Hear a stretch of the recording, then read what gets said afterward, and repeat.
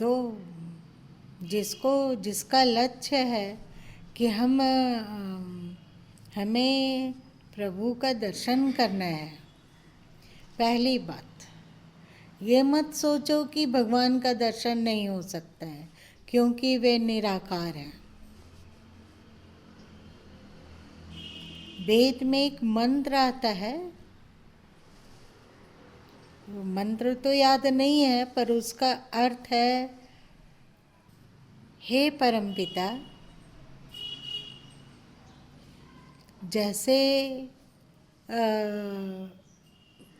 संसार का पिता अपने बच्चों के लिए सहज सुलभ होता है ना, और बच्चे की छोटी उंगली भी, मतलब छोटे छोटे उंगली भी पिता के उंगली को पकड़ सकने में सक्षम हो जाता है, वैसे ही तुम भी मेरे ग्रहण शक्ति के अनुरूप बन जाओ, जिससे कि तुम मेरे लिए उतने ही सहज बन जाओ। सहज मतलब आसान, उतने ही सहज बन जाओ जैसे धरती के पिता अपने बच्चों के लिए सहज होता है। इसका मतलब क्या हुआ? मेरी छोटी बुद्धि में तुम समा जाओ। हाँ, कि तुम ऐसे रूप में मेरे पास आओ जिसमें हम तुम्हें पहचान सकते हैं कि तुम हो, और साथ साथ में तुम मेरे लिए सुलभ भी हो, सहज भी हो। हम तो उनके वास्तविक रूप को देख नहीं सकते हैं, ये हम लोग के क्षमता के बाहर है, और अपनी दृष्टि को कितना भी आकाश तक छुआ दें, देखने की क्षमता को, तो भी ईश्वर को नहीं देख सकते हैं। देख सकते हैं? नहीं देख सकते हैं। परंतु यदि मेरे दृष्टि में अट सके, जिसको हम देखने में सहज हो सके, समर्थ हो सके, वैसा रूप परमात्मा धारण कर सकता है कि नहीं? कर सकता है ना। तो जो वेद में कहा गया कि हे मेरे परमपिता, तुम मेरे लिए वैसे ही सहज बन जाओ जैसे धरती के पिता अपने बच्चों के लिए सहज हो जाते हैं। बहुत मार्केबल प्रार्थना है। तो पहली बात कि ये मत सोचो कि ईश्वर का साक्षात्कार नहीं हो सकता है। जैसे सदगुरु कबीर साहब कहें कि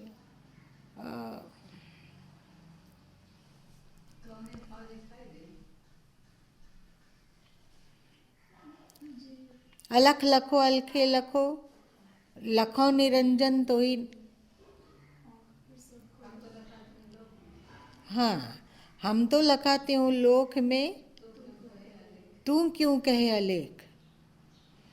मैं तो उन्हें तीनों लोक में देखता हूँ, और तुम कहते हो कि उसे देखा नहीं जा सकता है। अर्जुन की जिजीविषा क्या है? प्रगाढ़तम इच्छा। देखो, एक तो वे युद्ध के मैदान में आध्यात्मिक जिज्ञासा कर रहे हैं, ये उनकी पात्रता है ना। निश्चय उसके लिए वे कहते श्रेष्ठ्यात्मनिश्चितं ब्रूहि तन्मे, मतलब मेरे लिए जो कल्याणकारी है।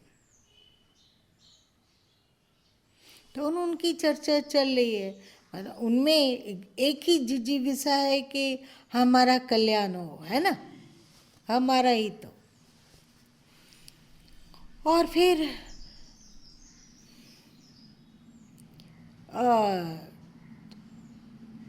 10वें अध्याय तक आते आते, मतलब इतना ज्ञान प्राप्त करते करते उनमें उत्कट जिज्ञासा और उत्कट अभिलाषा जागती है कि मैं प्रभु का साक्षात्कार कर सकूं। देखना, अर्जुन आगे जाकर बोलेंगे कि मैं उस रूप को देखना चाहता हूँ। है कि नहीं गीता में? तो अब बताओ कि जो व्यक्ति की एक ही कामना है कि वो ईश्वर को देख सके, ईश्वर से मिल सके, ईश्वर को जान सके, ईश्वर का अनुभव कर सके, तो वह किस चीज का सृजन करना चाहेगा? प्रजननश्चास्मि कंदर्पः। प्रजनन मतलब सृजन, कंदर्प मतलब कामना, है ना सामान्य अर्थ।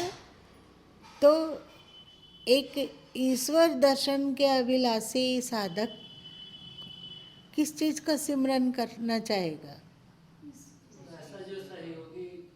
पात्रता का, है ना, कि हम अपने में वो पात्रता कैसे प्राप्त करें, और उस पात्रता को प्राप्त करने में उसकी वैसे ही उत्कंठा हो जैसे साधारण संसारी मनुष्य को विपरीत शरीरों का होता है, ठीक है, वैसे ही प्रबल हो। निश्चित है पात्रता का विकास, ये तो हम लोग जान लिए। आज कहते हैं सर्पानाम अस्मि वासुकी ही। जल्दी से बताओ कि तुम लोग क्या इसका अर्थ सोच के रखे हो। जितना जल्दी करोगे उतना अच्छा है। वैसे तुम लोग जो बोले सो बिल्कुल सही है, उत्तम है। ये बोली है तो बहुत ही परिश्रम की है, खोज खोज के निकाली है गूगल से, ये भी बहुत अच्छी है। इसका पूरा हिस्ट्री जान लिया गया, वासुकी क्या है, बहुत अच्छा है। तुम भी जो बोले वो भी बहुत अच्छा है, सबको बोले बहुत अच्छा है। अब सुनो कि सर्पा नाम अस्मि वासुकी, मैं वासुकी सर्प हूँ। समुद्र मंथन इत्यादि उनके डोरी बनने के कारण हुआ, और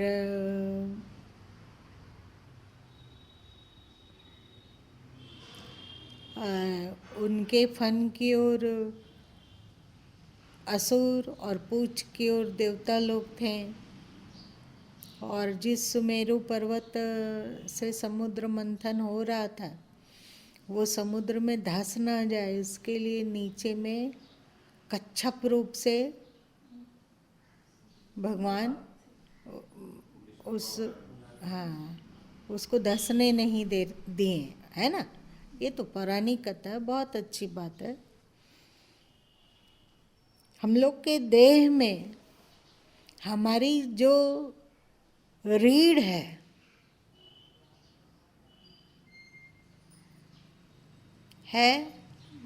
कैसी है रीढ़?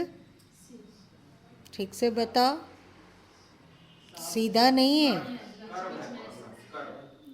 कितने जगह में है, कितने जगह है ना तुम लोग की रीढ़? ये मेरुदंड ही वासुकी है।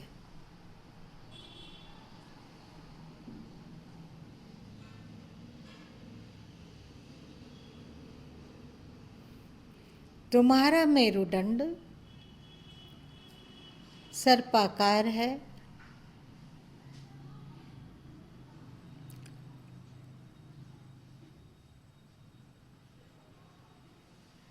तैतीस हड्डियों से बनी हुई है। कल भी बताए थे ना। रीढ़ की हड्डी हमारा 33 हड्डियों से बनी हुई है, और इसे ही 33 कोटि देवता कहा जाता है।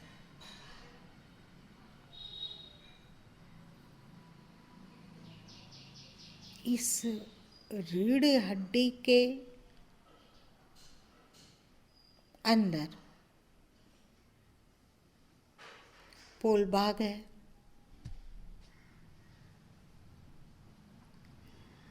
वैसे तो अनेक नाड़ियाँ हर शरीर के अंग प्रत्यंग से निकली है और प्रवाहित होती है, पर रीढ़ के हड्डी के अंदर से 3 नाड़ियों का विशेष रूप से प्रभाव है। कौन कौन सा? ईड़ा, पिंगला और सुषुम्ना। ईड़ा किसको कहते हैं? गंगा को। पिंगला किसे कहते हैं? यमुना, मतलब यौगिक भाषा में। और ये दोनों नाड़ियाँ जहाँ मिलती है उसको क्या कहते हैं? समुद्र। सरस्वती। जब तुम लोग प्रयागराज जाते हो तो 2 धाराएं स्पष्ट रूप से देखने में आती है। एक काली धारा होती है और एक थोड़ी उजली धारा होती है? तो जो उजली धारा है वो क्या है, और जो थोड़ी श्यामल है वो जमुना है। ठीक है। और सरस्वती कहीं नहीं दिखती है, पर एक स्थान है जहाँ, जो कि संगम है, जहाँ श्याम और श्वेत दोनों आपस में गुत्थ हो गए और पता नहीं चलता है कि यह श्याम है कि श्वेत है। उस मिलन बिंदु में, अथवा उस मिलन बिंदु को कहा जाता है सरस्वती, है ना? ये कहा जाता है। तो उसी तरह इस मेरुदंड में प्रमुख रूप से 3 नाड़ियाँ हैं। एक ईड़ा और पिंगला, ये दोनों जहाँ पर मिलती है उसको सुषुम्ना कहते हैं। ठीक है।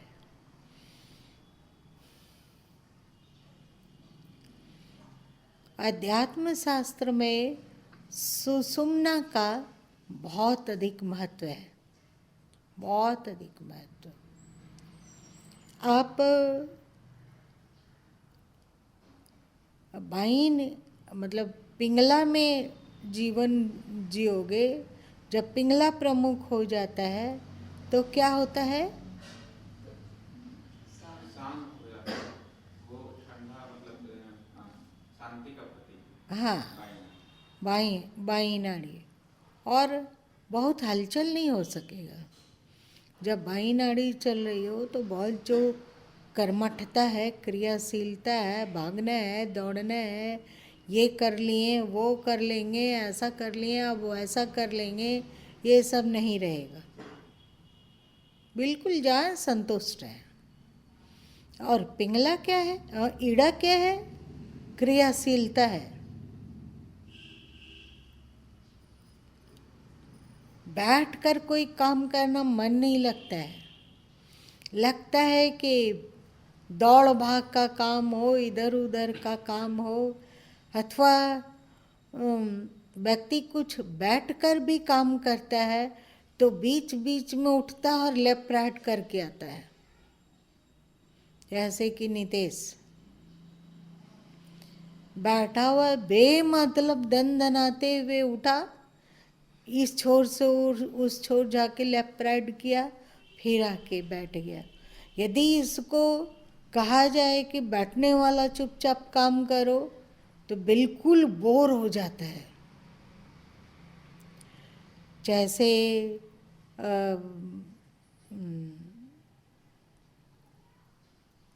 कुछ भी जरूरत नहीं आगे बोलने का।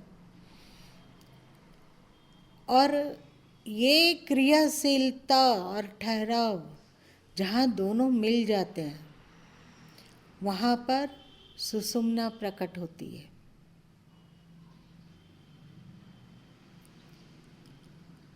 और जैसे केले के तने को हम लोग चीरते हैं तो क्या पाते हैं?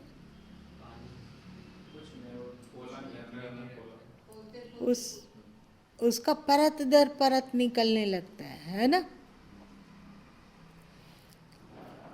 तो पुरुषार्थ के द्वारा यदि हम लोग सुषुम्ना को जगा सकें तो इस सुषुम्ना में प्रवेश करने पर 3 नाड़ियां और मिलती है। वो है वज्र नाड़ी, चित्रणी नाड़ी और ब्रह्म नाड़ी। वज्र नाड़ी के भीतर जब सुषुम्ना को खोलते हैं, मतलब सुषुम्ना में स्थित होते हैं, तो हमारा वज्र नाड़ी तक पहुंच जाते हैं। और वज्र नाड़ी को भेदने की प्रक्रिया यदि मालूम हो कि और अंदर कैसे जाया जाए, वज्र नाड़ी के भीतर कैसे प्रवेश किया जाए, तो यदि प्रवेश पा जाते हो तो वज्र नाड़ी के भीतर चित्रणी नाड़ी है। और चित्रणी नाड़ी के भीतर प्रवेश करने की कला यदि आपको आती हो अथवा आपने सद्गुरु से जाना हो तो इस चित्रणी नाड़ी के भीतर प्रवेश करने पर अंत में ब्रह्म नाड़ी से मुलाकात होती है। मतलब हम लोग ब्रह्म नाड़ी तक पहुँचते हैं। इसी ब्रह्म नाड़ी को यौगिक शास्त्र में कुंडलिनी भी कहा गया है। कुंडलिनी कैसी हो, जो तुम लोगों के शास्त्रों में बताया गया कुंडलिनी, वो कुंडलिनी कैसी होती है?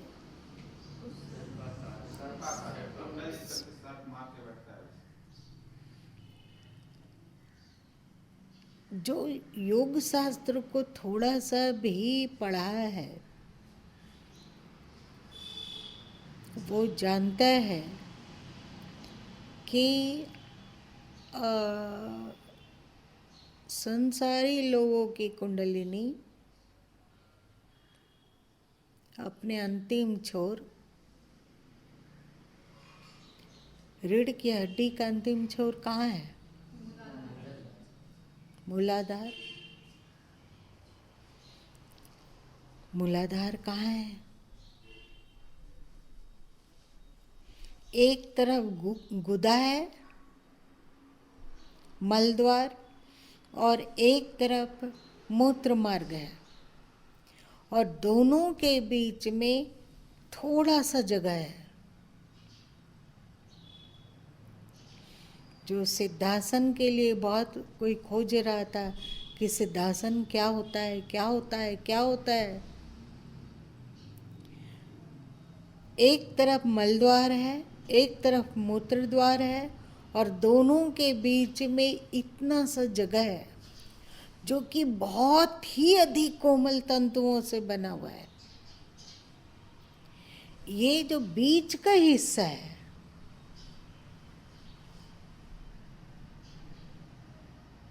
बीच का हिस्सा है, सिद्धासन में क्या किया जाता है कि अपने एड़ी को उस बीच के हिस्से में लगाया जाता है। जो उर्द रेता होते हैं अथवा जिसने खोज किया हमारे योगियों ने, महापुरुषों ने, कि शरीर के भीतर क्या क्या चीज़ है, खोज किया। बहुत सारे वैज्ञानिक अभी कहते हैं कि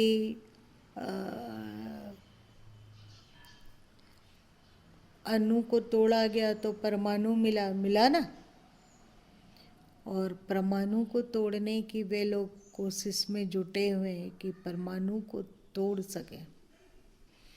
और साथ साथ में उन लोगों का ये भी पुरुषार्थ है और ये भी कहना है कि यदि परमाणु के में डीपली प्रवेश किया जा सके, मतलब जाना जा सके,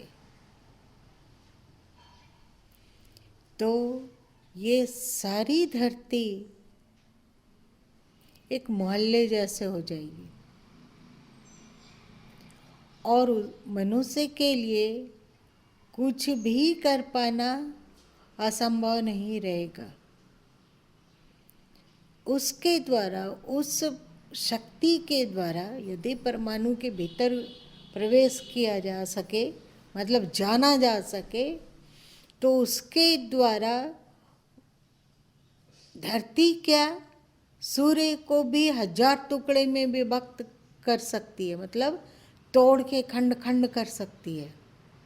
अभी तुम लोगों का परमाणु बम केवल धरती का विनाश करता है ना। और यदि उसकी शक्ति को जाना जा सका तो ये सूर्य, चंद्र और नक्षत्र इत्यादि उसको टुकड़े टुकड़े में विभक्त किया जा सकता है। अभी तक तुम्हारे वैज्ञानिक केवल परमाणु तत्व का विनाशकारी रूप पर खोज किए और जाने और समझे, है ना, परंतु उसमें कुछ पॉजिटिविटी भी हो सकती है, वहाँ तक तुम्हारे वैज्ञानिक नहीं पहुँच सके। जैसे परमाणु, वैसे भीतर, हम लोगों के भीतर आज का वैज्ञानिक बाहर के परमाणु बम को, परमाणु तत्व को खोजने के लिए पुरुषार्थरत है, और हम लोगों के ऋषि भीतर के परमाणु तत्वों को ढूंढने में मशगूल थे और उन्होंने बहुत कुछ खोज निकाला।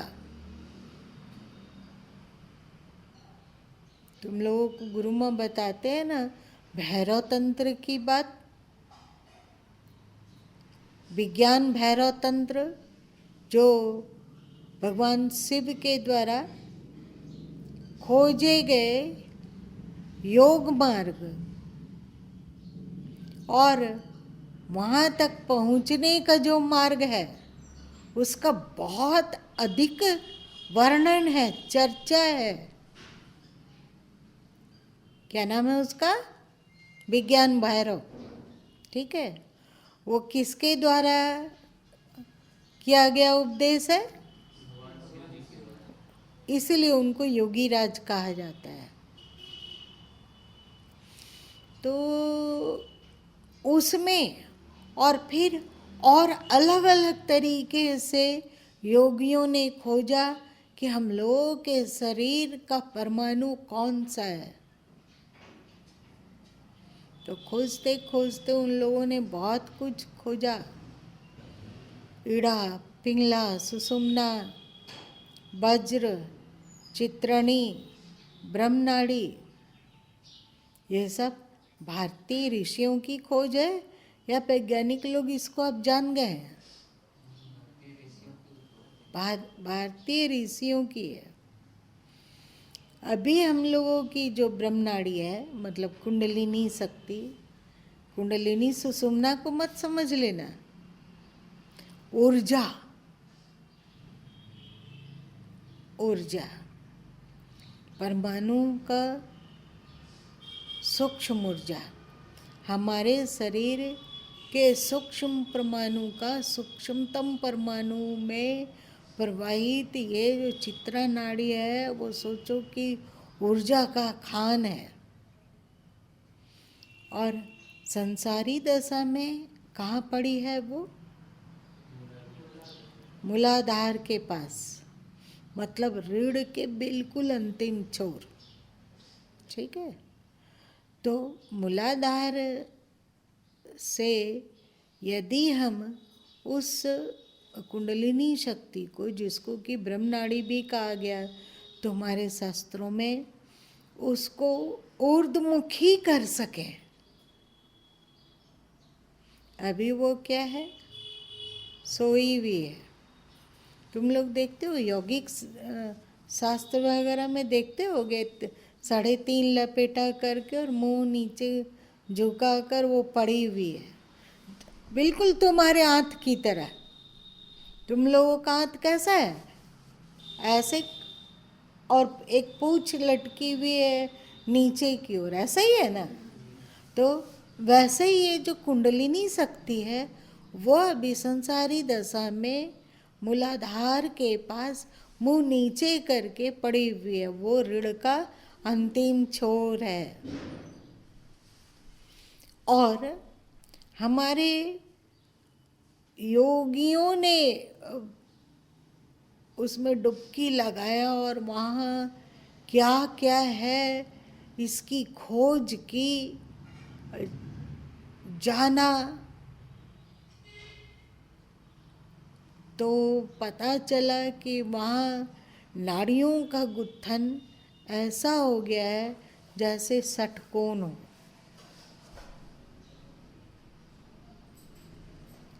षटकोण हो, नाड़ियाँ ऐसे उलझ गई है कि लगता है षटकोण है। और इस ब्रह्म नाड़ी को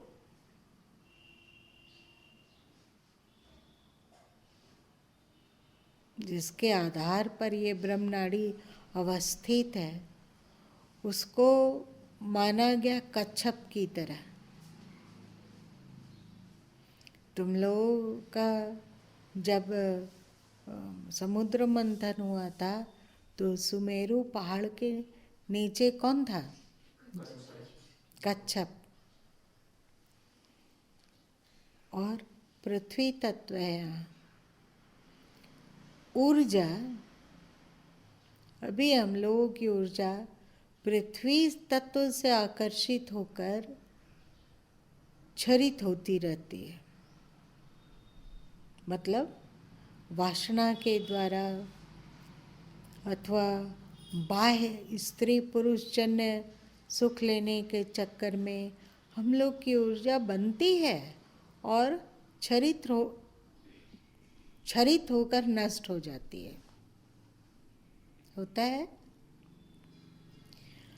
यदि मल द्वार और मूत्र द्वार के बीच वाले स्थान, जिसको कि यौगिक भाषा में सीवन कहते हैं, उसमें एड़ी लगाकर ध्यान में बैठा जाए तो चोट खाने के कारण, बार बार चोटिल होने के कारण कुंडलिनी को जगाना, मतलब वो सर्पाकार कुंडलिनी को जगाना आसान हो जाता है। और यौगिक क्रिया के द्वारा उस कुंडलिनी को धीरे धीरे ऊर्ध्वगामी किया जाता है। अब हम लोग को जिज्ञासा होगी कि कुंडलिनी को जगाया कैसे जाए।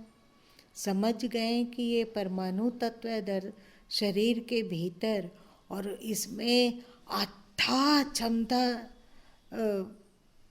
भरी हुई है। कुंडलिनी शक्ति भौतिक जगत और आध्यात्मिक जगत दोनों जगह क्रांतिकारी परिवर्तन ला सकती है। अब उसको ऊर्ध्वमुखी कैसे किया जाए? अभी तो हम लोग पार्थिव तत्व से इतने विमुग्ध हैं कि इसको ऊर्ध्वमुखी करके प्राकृतिक अन्य अवयवों का भेदन करते हुए लक्ष्य तक पहुंच जाए, इसकी इच्छा ही नहीं है। पार्थिव तत्व मतलब भौतिक संसाधन। अभी हम इतने भौतिक संसाधन में तृप्त हैं, चाहे वो पैसा हो, चाहे वो प्रतिष्ठा हो, चाहे वो मान सम्मान हो, चाहे आलीशान मकान हो, अथवा भौतिक सांसारिक भोग हो, उसमें इतने तृप्त हैं कि कभी इच्छा ही नहीं जागती कि इसके आगे भी हमें उठना है, इसके आगे भी कुछ हो सकता है, इस धरती से परे भी कुछ है, इसकी इच्छा ही नहीं जागती है। जागती है क्या? जो मंदिर जा रहे हैं, जो तीर्थ में जा रहे हैं, जो गंगा स्नान आदि वे कर रहे हैं, वो क्यों कर रहे हैं?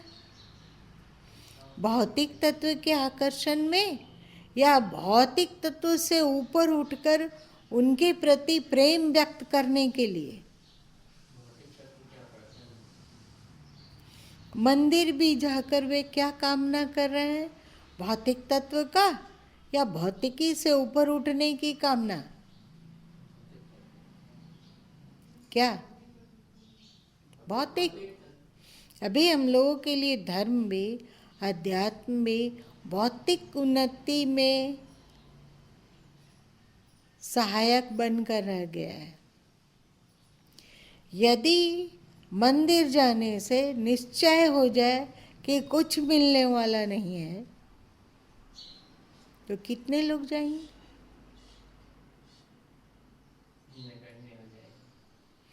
अभी यदि लोगों को विश्वास हो जाए कि गुरु माँ हैं और वे में हमसे अधिक हमारी बिगड़ी बनाने में सामर्थ्य रखते हैं। तुम लोग देखता ही होगा कि दूर दूर तक फैले हुए शिष्यगण ऐसे नहीं फोन करते हैं, तो कैसे करते हैं? कैसे करते हैं? जब कोई विपत्ति है, कोई दुख है, तो वे ज़रूर फ़ोन ही करते हैं और याद दिलाते हैं कि आपको याद होगा 14 साल पहले हम दीक्षा लिए हैं, 14 साल के बाद आज हिम्मत करके फ़ोन कर रहे हैं। तो 14 साल में क्यों नहीं फ़ोन किए? क्योंकि वो भौतिकता में बिल्कुल विलीन थे, डूब रहे थे और संतुष्ट थे।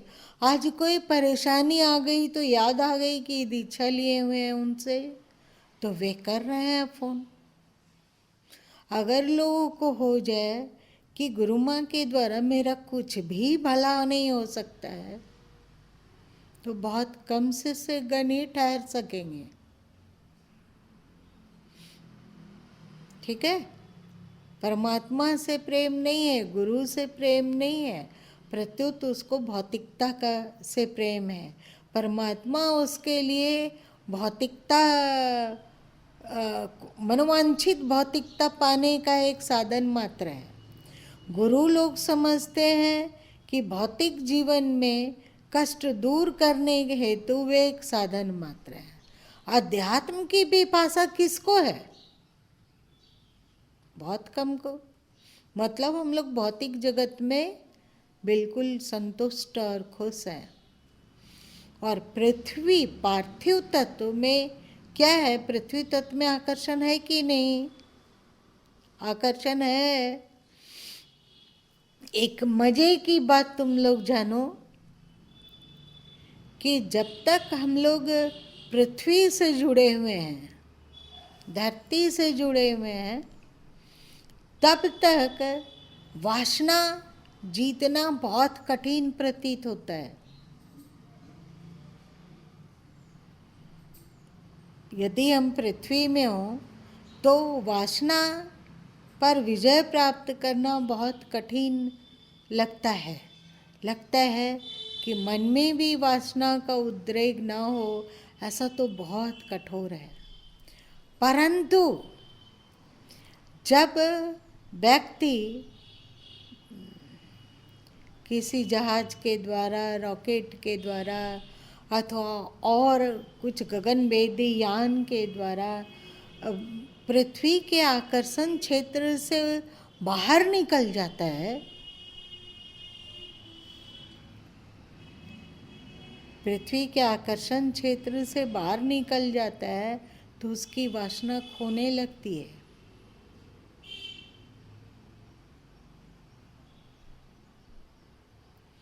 पृथ्वी के आकर्षण क्षेत्र के बाहर वासना में प्रवृत्त हो पाना बहुत कठिन है।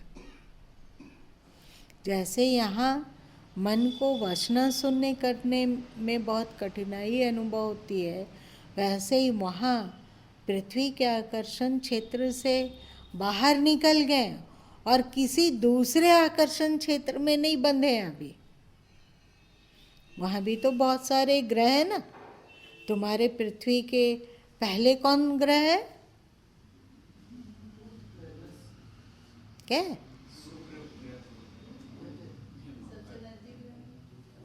जो भी हो, मंगल। तो तुम मंगल के आकर्षण क्षेत्र में अभी नहीं हो और पृथ्वी के आकर्षण क्षेत्र से निकल गए, तो वहाँ स्वाभाविक ही वासना बहुत कम हो जाती है। स्वाभाविक। जैसे कल अमित बोला कि इस आज के उपदेश को तो सुनकर डर लगता है कि कभी भी मन विचलित हो सकता है, कभी भी मन गिर सकता है। लेकिन यदि हम लोग कुंडलिनी को पृथ्वी के आकर्षण क्षेत्र से ऊपर उठाकर, पृथ्वी कहाँ है तुम्हारे शरीर में? मूलाधार चक्र। तो मूलाधार चक्र से यदि हम कुंडलिनी मतलब अपनी ऊर्जा को ऊपर उठाकर स्वाधिष्ठान में ले आए।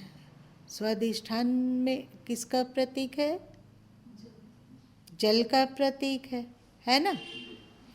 तो यदि हम कुंडलिनी शक्ति को उठाकर स्वाधिष्ठान में ला सकें तो हमारी वासना घटती जाएगी।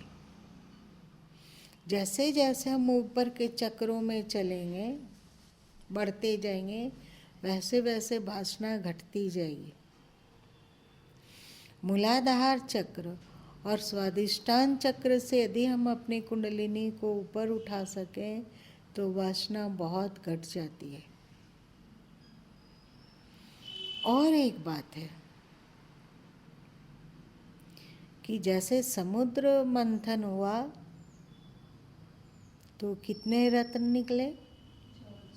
14, जिसमें एक हलाहल विष भी था ना। साथ में मदिरा भी था और एक दो नेगेटिव पहलू भी थे। तो अभी मूलाधार चक्र में हम लोग हैं तो एक पहलू है वासना का और एक पहलू है भय का, है ना। जब तक हम लोग मूलाधार चक्र में हैं तब तक भय रहित नहीं हो सकते हैं। डर लगता है, चाहे वो काल्पनिक चीज हो चाहे जो हो, पर हमेशा उसके मन में डर बना रहता है। उसको पता नहीं भी नहीं है कि ये डर है क्यों। अंधेरा से डर लगता है, बिजली खूब तेज कड़कने लगी तो डर लगता है, और कहीं सन्नाटे में रात के 1 बजे कहा जाए कि जाओ स्मशान के पीपल वृक्ष में काटी ठोक के वहाँ 2 घंटा ध्यान करके आओ, तो बहुत सारे लोगों को डर लगता है। और तुम लोग एक चीज और सुने होंगे अपने आध्यात्मिक ग्रंथों में, मेरा समय समाप्त हो रहा है। एक चीज और सुने होंगे कि ध्यानावस्था में, प्रगाढ़तम ध्यान में व्यक्ति को बहुत भयावह दृश्य दिखने लगता है। महात्मा बुद्ध के जीवनी में भी ये आया है और तुम लोगों के योग शास्त्र में भी आया है कि कभी उसको लगता है कि कोई कंकाल है जो अपना लंबे लंबे हाथों को बढ़ाते हुए उसकी ओर चला आ रहा है। कभी कुछ लगता है, कभी कुछ लगता है। ये क्या है? ये भय है। किसी भी चीज का भय, वो पूर्ण रूपे निर्भय नहीं हो सकता है जब तक वो मूलाधार चक्र में है, और पूर्ण रूपेण वासना मुक्त भी नहीं हो सकता है जब तक मूलाधार चक्र में है। और वहाँ से ऊपर उठा, भय थोड़ा थोड़ा कम होने लगेगा। मूलाधार स्वाधिष्ठान चक्र में पहुँचे, जल तत्व में पहुँचे, वहाँ थोड़ा भय कम है, वहाँ पर चक्र है ना? कौन सा चक्र? स्वाधिष्ठान चक्र। स्वाधिष्ठान चक्र है। तुम लोग एक और कहानी सुने होगे अपने धर्मशास्त्रों के द्वारा, जिसको तुम लोग कह रहे सब कल्पना है, कि कहीं भारी मात्रा में संपदा हो छुपा हुआ, और वहाँ तक इंसान पहुँचता है तो क्या देखता है? उसकी रक्षा के लिए बहुत सारे सर्प नियुक्त हो हैं, जो कि उस संपदा तक लोगों को पहुंचने नहीं देते हैं। सुना है ना हिंदू लॉजिक में? तुम्हारे भीतर भी अथाह संपदा ईश्वर भर के भेजे हैं। वो कहाँ है? तुम्हारे चक्रों में। अलग अलग चक्रों में अलग अलग तरीके का रत्न भी है और अलग अलग तरीके का नेगेटिविटी भी है, दोनों है।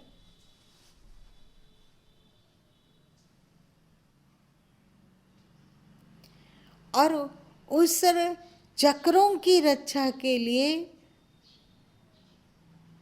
कुंडलिनी शक्ति को रख छोड़ा गया है। मतलब कुंडलिनी शक्ति है,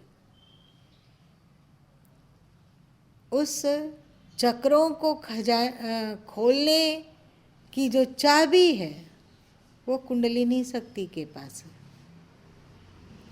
जब तक उस कुंडलिनी शक्ति से तुम उस चाबी को प्राप्त नहीं करते हो, तब तक चक्रों को खोल नहीं सकते हो। ठीक है कि मेरा जानते हैं कि अभी धार टूटेगा तो कल इस तरह चर्चा कर पाएंगे कि नहीं, सो पता नहीं है, परंतु समय समाप्त हो गया है। इसलिए आज हम लोग यहीं विराम देते हैं। ठीक है? लेकिन सर्पानाम अस्मि वासुकी का अर्थ तुम लोग समझ सके होगे थोड़ा, कि क्यों कहें वासुकी? किसका प्रतीक है? पौराणिक गाथा जो गूगल में हो या यूट्यूब में हो या हो सकता है फेसबुक में भी हो, वो गाथा नहीं है यहाँ का हुआ। ये सब तुम्हारे शरीर के भीतर है, और बाहर के वासुकी के द्वारा हम परमात्मा का साक्षात्कार की पात्रता नहीं पा सकते हैं। पा सकते हैं क्या? नहीं पा सकते हैं। अंदर के वासुकी को जागरण करने पर ही हम साक्षात्कार की पात्रता पाएंगे और हमारे भीतर छुपे हुए अनमोल तत्वों को हस्तगत कर सकेंगे। ठीक है? फिर कल